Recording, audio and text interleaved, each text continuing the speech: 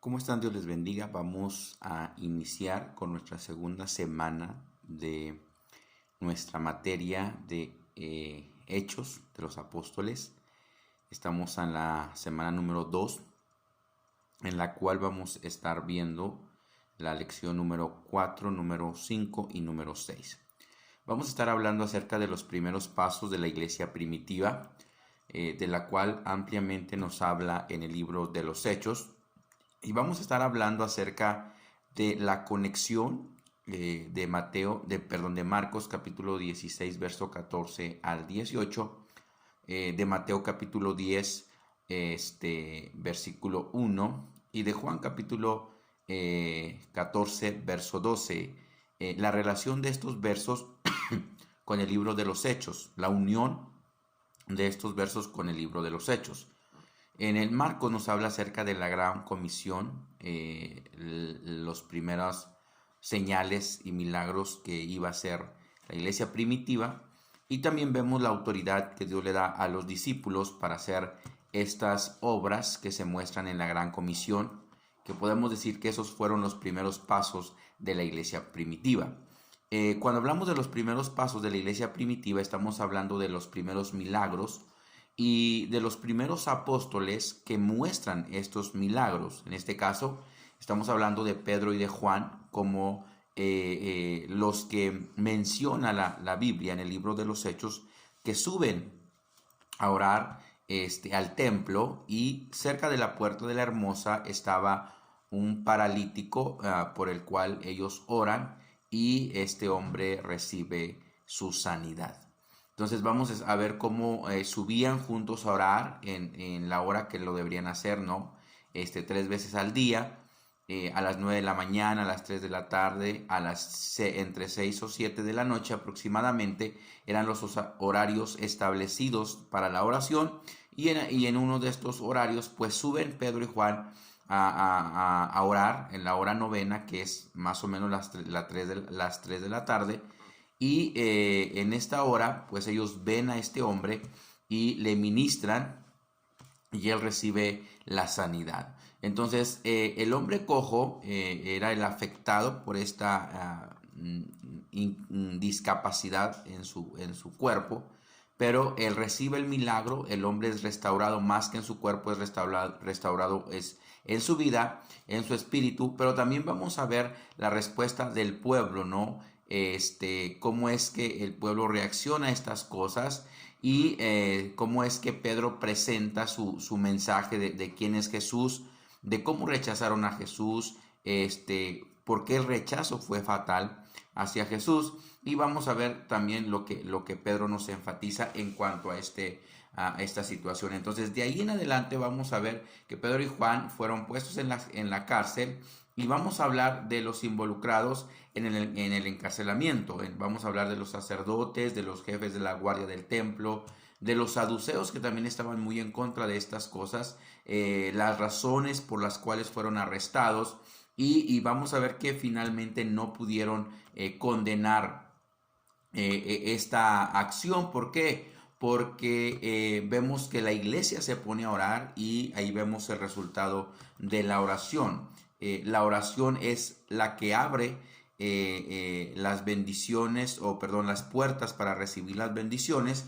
Y vamos a ver cómo en esta parte, a través de la oración, estos varones de Dios, estos discípulos, salen de prisión y cuentan el cómo Dios los libra de ese encarcelamiento. Y estamos hablando de los primeros pasos de la iglesia primitiva. Entonces, de ahí, de los primeros pasos de la iglesia primitiva, nos vamos a brincar al primer pecado y la primer persecución de la iglesia.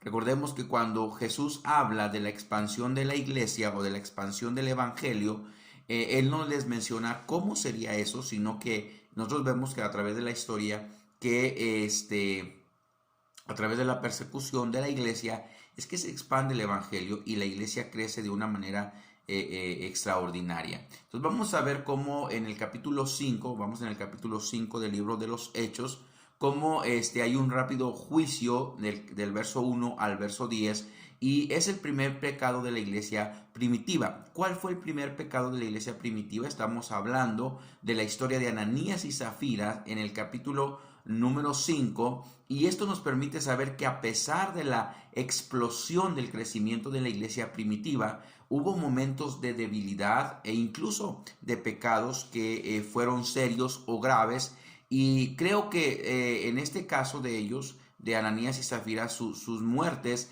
sirven como una advertencia a la iglesia del día de hoy, que Dios tiene mucho que enseñarnos a nosotros si estamos dispuestos a escuchar su voz. Entonces vamos a ver la historia de Ananías y Zafira, cómo fue que ellos desobedecieron, mintieron, no a los hombres, sino al Espíritu Santo, y cómo es que los dos terminan muertos. Y después de esto hay una purificación de la iglesia, y esa purificación da un crecimiento espiritual a la iglesia, y los apóstoles continúan llenos del Espíritu Santo predicando el evangelio, ¿no? Y después vemos que hay un arresto de los apóstoles por causa de este crecimiento, de este avivamiento, de esta expandimiento de la iglesia, y lo que siempre se busca es tratar de parar el evangelio. En este caso han de haber dicho, pues arrestamos a los apóstoles y todo se acaba. Pero lo que ellos no sabían es que ya había más gente que estaba involucrada en el evangelio, predicando el evangelio, las buenas nuevas de salvación. Y vemos también que el veredicto de los religiosos de aquel tiempo, de los saduceos, incluso de los fariseos todavía, de los que trabajaban en el templo, dieron un veredicto de matar. Hablamos de muerte a los discípulos, y el sumo sacerdote prefirió no preguntarle a los discípulos cómo habían salido de la prisión, porque hubo una forma en los cuales ellos se liberan de la prisión que nadie sabía, solamente ellos mismos lo sabían. Entonces los sacerdotes les preguntan cómo fueron liberados. Entonces por esto nosotros vemos y conocemos, ¿no? Lo que ahora viene en la Biblia, lo que es la realidad acerca de lo que pasó en el libro de los Hechos. Entonces, por esto comenzó por preguntarles a los apóstoles si el Sanedrín no les había mandado estrictamente que no enseñasen acerca o en ese nombre, en este caso en el nombre de Jesucristo, que no querían que se enseñara en ese nombre. Pero después el Sanedrín, el sacerdote, los acusa de llenar a Jerusalén con su doctrina. Ellos pensaban que la doctrina de Cristo era una doctrina falsa, y ellos querían eliminar la doctrina de Cristo, la enseñanza de Jesucristo, y es por eso que están en contra de los apóstoles, los arrestan, pero ellos hablan acerca de cómo es el obedecer, que es mejor obedecer a Dios antes que a los hombres, y la obediencia les trae grande bendición a estos hombres de Dios. Y también nos habla acerca del consejo que se les da, lo que se les habla a estos apóstoles, de lo que se debe de hacer en cuanto a lo que estaba sucediendo, en cuanto a lo que estaba pasando en este tiempo, que era algo que tenía que pasar, era parte. De esa forma, los apóstoles, los creyentes, los seguidores de Cristo veían el poder de Dios. Y algo primordial, algo importante, que a pesar de estas cosas, la iglesia fue en aumento, fue creciendo, fue avanzando en el crecimiento, al grado que tuvieron que los apóstoles designar a los primeros diáconos de la iglesia, que estos ayudaban para servir a las mesas, para servir a los que necesitados, mientras los apóstoles se enfocaban en predicar la palabra. Entonces vamos a ver cómo fueron llamados o designados los primeros diáconos de la iglesia primitiva. Y vamos a ver que la palabra diácono significa servidor o servir a las mesas, y era ministrar, atender, estaban pues para servir a las viudas, a los necesitados, a lo que se necesitara en la iglesia, mientras que los apóstoles se enfocaban en predicar y enseñar la palabra. ¿Es necesario tener diáconos? Sí, es necesario. La iglesia primitiva nos habla de que sí es necesario tener servidores, quizás no nombrarlos diáconos como tales, quizás en tu iglesia no se les llame diáconos como tales, pero son servidores de la casa de Dios que ayudan en muchas otras áreas para que el pastor no solamente se concentre en una área, sino que él tenga oportunidad de trabajar en muchas áreas más. Entonces los apóstoles atienden la necesidad de alguien que busque, que sirva a aquellos que ellos no podrían alcanzar. Entonces, la selección de los diáconos se nos da en Hechos capítulo 6, versículo 3, y nos habla de que deberían ser, escogieron 7 hombres, y vamos a ver la relación del número 7 con otras cosas que se menciona también en la Biblia, que habla de un número 7, pero en este caso vamos a ver que fueron 7 hombres que ellos estaban dentro de la lista de aquellos que llegarían a ser diáconos o servidores de la iglesia.